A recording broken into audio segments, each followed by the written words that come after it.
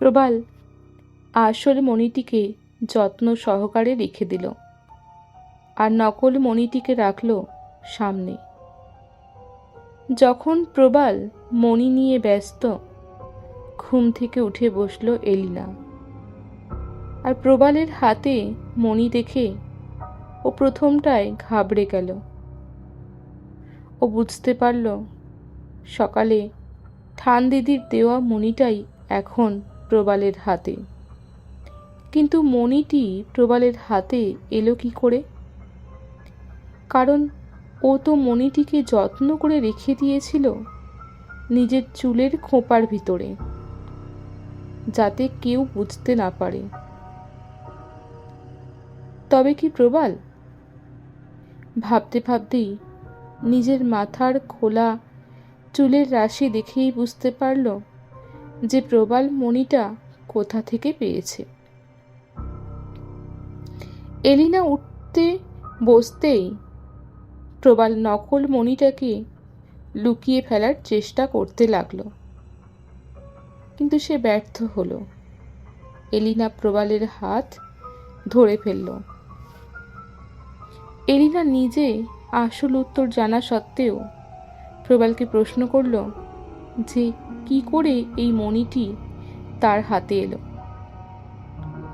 প্রবাল এলিনাকে কি বলবে সে উত্তর ওর জানা নেই, কারণ মাত্র কিছুক্ষণ আগের ঘটনা যদি এলিনার সামনে ব্যক্ত করে তাহলে সমস্যা বাড়লেও বাড়তে পারে।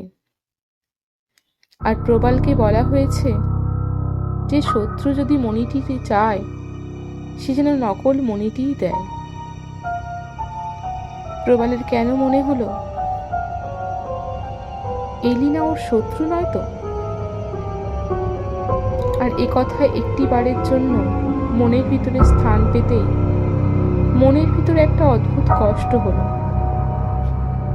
সত্যি যদি এলিনা ওর শত্রুই হবে, তবে গতকাল সারা রাত ওকে নিয়ে বসেছিল কেন? আজ যখন ওর জ্বর এসেছিল তখন এমন পাগলের মতো করছিল কেন? একবার ভাবলো, আচ্ছা সবটাই কি অভিনয়? তবে মানুষ এত নিখুঁত অভিনয় করতে পারে? ঠিক সেই মুহূর্তে প্রবালের পৃথিবীর সমস্ত জিনিস অসহ্য লাগতে শুরু করলো। বিরক্তিতে ভরে উঠল মন। মনে হলো নিজেই নিজের সত্তাকে বেঈমান করছে। নিজের আত্মবিশ্বাসের উপরেও ঘৃণা হলো তার। সে তার এলিনাকে ভুল বুঝছে। আসলে পরিস্থিতি এমনই যে তাকে ভুল বুঝতে বাধ্য করা হচ্ছে। প্রবালের কেবলই মনে হতে লাগলো আসল শত্রুকে তাকে চিনে নিতেই হবে। তবে যদি তার সামনে আসল শত্রু রূপে এলিনা আসে, প্রবাল কিন্তু নিজেকে ঠিক রাখতে পারবে না। সে নিজেকে শত্রুর হাতেই সঁপে দেবে। মৃত্যু সেও তো শান্তির, এলিনাকে ভুল বোঝার থেকে। এদিকে যখন প্রবাল এসব ভেবে চলেছে, এলিনা ওকে দেখে অবাক হয়। এলিনা বুঝতে পারে না যে সামান্য একটা প্রশ্নের উত্তর দিতে কি এত সমস্যা প্রবালের।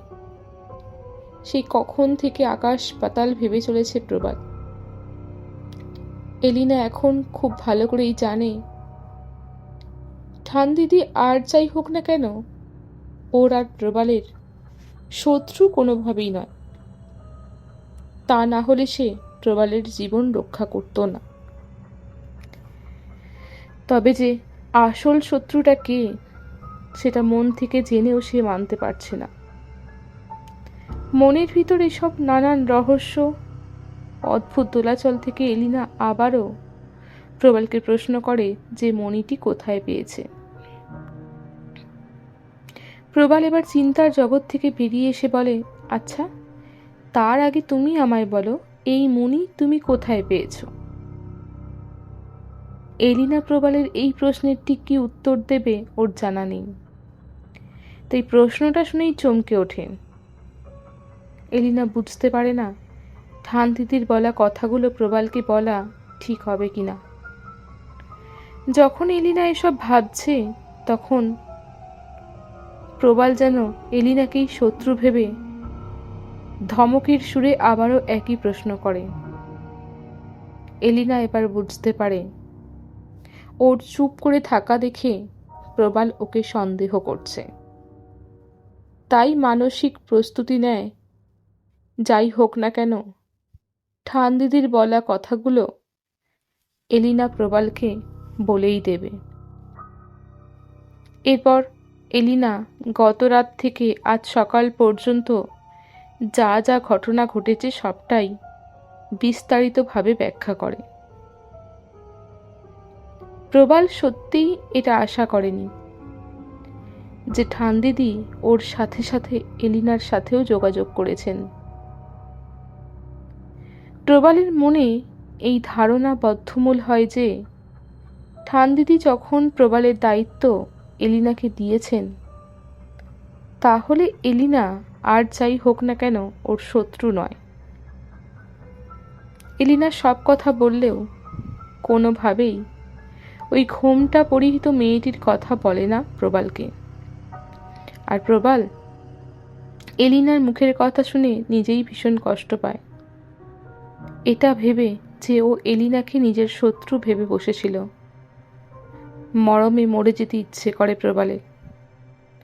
একবার ইচ্ছে হয় আজ দুপুরের সব ঘটনা এলিনাকে খুলে বলতে, কিন্তু পরক্ষণেই ভাবে এলিনার মনের উপর চাপ বাড়বে। আর এখন তো প্রবাল নিজের বাস্তবিক পরিচয় সম্পর্কে অবগত, তাই এই মুহূর্তে এলিনাকে কিচ্ছু জানানোর প্রয়োজন নেই। ঠান দিদি যখন ওকে আর এলিনাকে জুড়ে দিয়েছেন, সময় এলে এলিনা নিজেই সবটা বুঝতে পারবে। তাই আগে থেকে মেয়েটাকে এসব কথা বলে ভয় পাওয়ানোর কোনো দরকার নেই। তার চেয়ে আজ এই মুহূর্তটা উপভোগ করা সব থেকে বেশি বুদ্ধিমানের কাজ। কে বলতে পারে খানিক পরে কি হবে? আসল শত্রু রূপে কে আসবে প্রবালের সামনে? যখন প্রবাল এসব কথা ভাবছে, এলিনা হঠাৎই প্রবালকে জড়িয়ে ধরে। কারণ গত রাতে সেই ঘুমটা পড়া মেয়েটিকে দেখে ওর মন অশান্তিতে ভরে আছে। আর দুপুরে খাওয়ার পরেই প্রবাল ঘুমিয়ে পড়েছে। এই মুহূর্তে এলিনারও মনে হলো যদি একটু সময় কাটানো যায় প্রবালের সাথে। প্রবালও এখন এসব চিন্তা ভুলে এলিনার সাথেই সময় কাটাতে চাইছিল। আর এলিনা যে ওর মনের কথা বুঝতে পারল, তাতেই প্রবালের মন আনন্দে ভরে উঠল। কিন্তু পরক্ষণেই এলিনাকে শত্রু ভাবার জন্য আবারও কষ্ট হলো ওর মনে। তাই প্রবাল ঠিক করলো এলিনাকে আদরে আদরে ভরিয়ে দেবে। দুই তৃষ্ণার্ত পাখি তাদের সবটুকু ভালোবাসা এক জায়গায় করে মিলিত হলো গহীন আবেশে। সেই মুহূর্তের সাক্ষী হয়ে থাকলো ভালোবাসার আর পাশে থাকার। সেই মুহূর্তে জগতে কোনো শত্রু নেই, সমস্ত জগৎটাই যেন আনন্দের খনি। দুইজন দুইজনের মধ্যে সুখের সন্ধান করতে করতে এক অন্য জগতে পাড়ি দেয়। শারীরিক মিলনের পাশাপাশি দুইজনের অন্তরাত্মা পরস্পর পরস্পরকে চিনতে শুরু করে। হয়তো এও এক সূচনা। মিলনে যে এত সুখ সেটা এলিনা বুঝতে পারে। তবে ওর কেবলই মনে হয় এই মিলন তাদের বিচ্ছেদ আনবে না তো। পরক্ষণেই প্রবালের মুখের দিকে তাকায়। প্রবালের চোখে ওর জন্য গভীর আবেগ, ভালোবাসা এসব দেখে আরো শক্ত করে জড়িয়ে ধরে প্রবালকে। এলিনার কাছ থেকে সম্মতি পেয়ে প্রবালও নিজেকে উজাড় করে বিলিয়ে দেয়, সমর্পণ করে নিজেকে তার ভালোবাসার দেবীর কাছে। দুই দেহ এক আত্মা হয়ে বিচরণ করে জীবজগতের বাস্তবিক জাগতিক সুখের বাইরে, এক অন্য অলৌকিক জগতে।